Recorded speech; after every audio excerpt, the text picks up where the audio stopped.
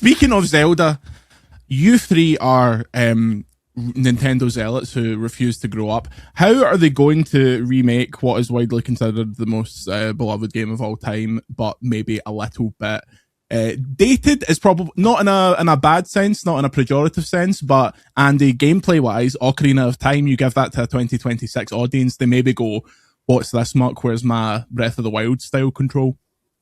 I mean, I've thought about this a lot since I heard that this was happening. Ocarina's probably, if it's not my favorite game of all time, it's definitely a top 3. Absolutely incredible, formative experience for me. When that came out, I probably was 12 years old, something like that. It just, changed, every superlative and, cliche you can imagine just changed what I thought video games could be. Just an incredible experience. But it's of course, like something like that. I mean, it's the same with similarly, kind of revelatory experiences like Mario 64. Yeah. Everything becomes then so derivative of that or so inspired of that the original work like ends up looking a little bit stale for those who kind of revisit in the future. So there are lots of bits of it that I think are outdated. I think that there's probably 2 questions. What would I do and what I think Nintendo would do? I'd be very surprised if this is a giant full remakey undertaking. I'm trying to think of examples of them doing that at scale. Usually it's a remaster, right? I mean, you're kind of looking at the 3D games, the Ocarina 3D, but it's still, that's very much, I'd argue, is a remaster, right? I mean, they've updated all the visuals. It's kind of in the middle. Yeah, still not full. I would. It's a HD remaster. Guess. Oh, yeah, as in 3DS is really HD remaster, but not HD. My guess, and also what I would do, is that the bit that's aged is the Hyrule Field, right? That's exactly. And that was for anyone who was around at the time. That was the big, most revelatory thing, and everyone talks about. Oh my god, the first time I went into Hyrule Field, blah blah. Because in 1998, walking into a big open 3D space, that was vast at the time. You can get on a horse and, probably take you 5 minutes to go from one side to the other. That was incredible, right? But obviously, it seems very antiquated now, and it's very empty. By today's standards, probably even by 2000 standards, right? I mean, that kind of took off. It was aged when it came out on 3DS. Yeah, 100%. And keep in mind, we're now. Yeah, go on, say it. Yeah, we're now further from when the 3DS version came out than we were from the original when the 3DS version came out, which is insane, right? And there will be this whole tug of war at Nintendo about how these the Breath of the Wild games, the 2 Breath of the Wild and Tears of the Kingdom, are by a large distance the most successful Zelda games, by a large distance, like 3x. So there. I mean, I think you speculated this in the past, Alex, in different conversations. But I do honestly think. I mean, even like Metroid Prime 4, right? Metroid Prime 4 is a Zelda game in the sense that I would call a pre-Breath of the Wild Zelda game. Yeah. And I do totally believe that Nintendo are now looking to go, well, okay, now that Zelda's become this other thing, this sandbox, where can we put these traditional Zelda experiences?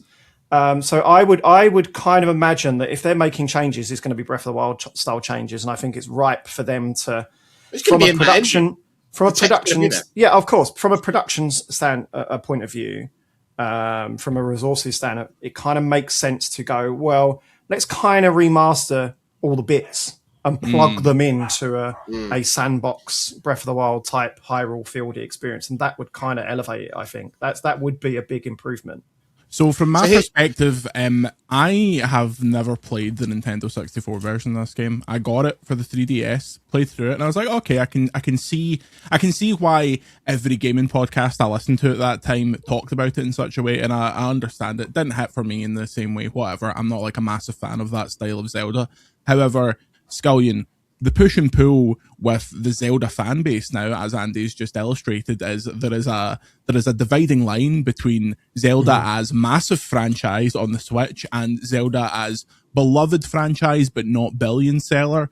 Is there any way you don't piss off at least one side of that equation? Is it an option to have like both styles of control, or does it have to be such a big change that there's always going to be some kind of problem? I think I agree with almost everything Andy said, because Andy basically took the words out of my mouth. I was going to say Hyrule Field is the big thing that has to be addressed, because I can see if they've got the Breath of the Wild engine is kind of like, it makes sense to use that again. But if you apply the big thing about Breath of the Wild that the Zelda traditionalists complained about was there weren't as many dungeons in it. It wasn't as dungeony. You had the little shrines dotted about, which felt like almost kind of mini like diet dungeons, and then you had the big ancient beasts or whatever they were called. Those served as the dungeons essentially, but they weren't great dungeons compared to the stuff that were in past Zelda games. It feels like this remake could be a good compromise. If Hyrule Field gets the Breath of the Wild light treatment, where there's actually things to do and stuff can kind of just organically happen in the middle of Hyrule Field. So it's not just a big flat textured piece of grass where skeletons appear at nighttime. It's actually something where people are standing about going, "Arr!" and you come over and they've got wee side quests for you and stuff to do in the middle of Hyrule Field.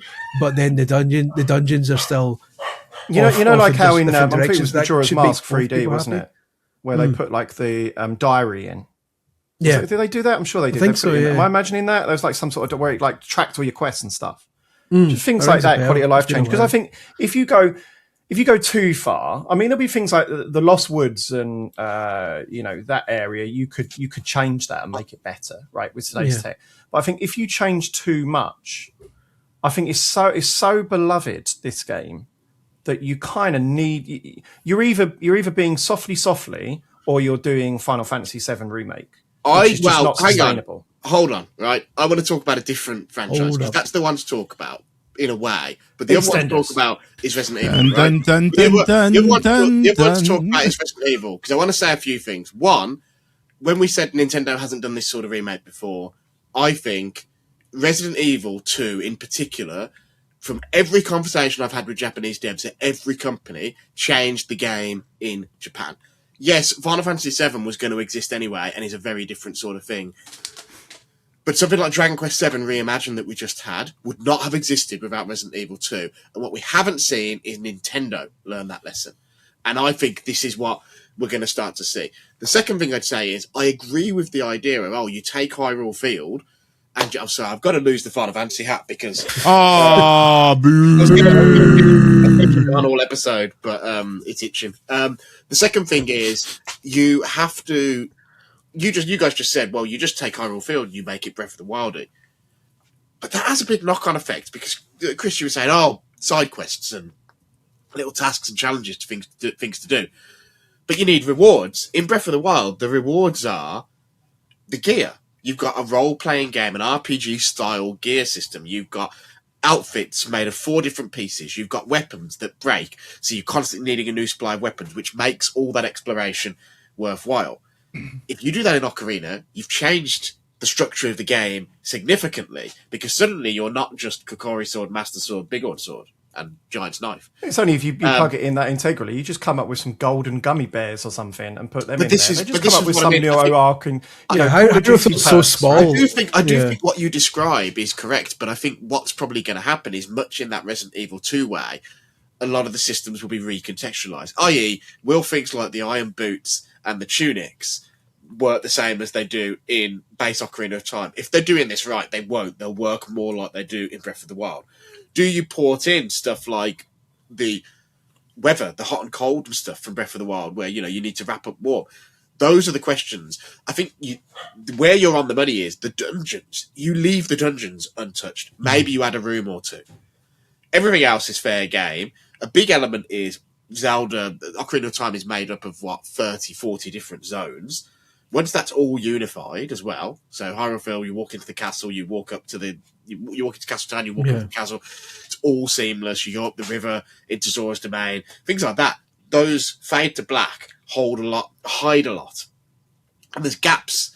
This is what Resident Evil 2 was so brilliant at. There's gaps that you can fill in there, where you go right when you stand at the waterfall and play Zelda's Lullaby and the door opens to Zora's Domain, you walk in and you're in Zora's domain, but clearly there's an unseen journey through a cave. There's a reception area with a Zora standing at a wee desk saying, yeah. And so I think that's or if it's a Japanese one, it's just a room with a phone. And I think, but I think that's where you find little ways you can build this game out and expand it, and make it a bit bigger. You can drop some of the famous landmarks that appeared in later games in. It's like Ocarina of Time doesn't have the Hylia Bridge or whatever it's called, so you can drop all that stuff. So I think they can do that, but I'm most curious about that gameplay question, where I don't think you can change the items. Oh, one other thing before you speak, Andy. The other thing is, it's a deeply prescriptive game. You go to A, then to B, then to C. As Child Link, it makes sense because it sort of works as a tutorial. When you become adult, there's sort of the promise a little bit, but then it sort of reneges on it. So I think you can, I can't remember off the top of my head, but you can definitely do some stuff like, you're supposed to go to Forest first, but I think you can do maybe the first half of Spirit or the first half of Shadow and then go to Forest, but then you have to go back because you need the bow. It would be interesting to see them try and restructure the game just a bit, so you've got a little bit more latitude in the order in which you tackle those adult Link dungeons, which is how Breath of the Wild would be structured. I think that I agree with a lot of what you're saying, probably less so in turning it into Breath of the Wild, because I'm not a huge fan of the I think structure. You need to thread the needle, right? Yeah, of course. But my big thing listening to what you're saying, though, is that it's all a question. This could easily... I mean, this is probably... What you just said there is basically probably what they've said when they've sat in a room and gone, how do we remake Ocarina? And then someone goes, mate, we're not spending 200 million on this, right? Because at a certain point, that becomes an absolute monster. Because the games you're comparing them to as well, like RE2 and Final Fantasy, that's the main team spending 5 years, and the big budgets making that's their big hit, right? Whereas I'm guessing this is not the mainline Zelda team, that they've not been working on it for 8 years.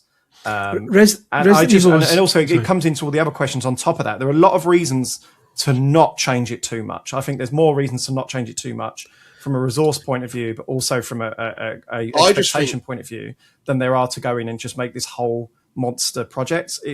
I'm not expecting big things. This is the Zelda game, though, that is going to probably be the flagship Zelda game when the film comes out.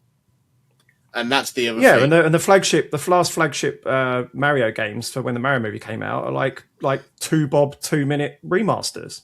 True. It means anything, does it? The Mario Wonder is the worst Mario expansion I can remember. And the last one was just like they slapped some ROMs on a disc, right?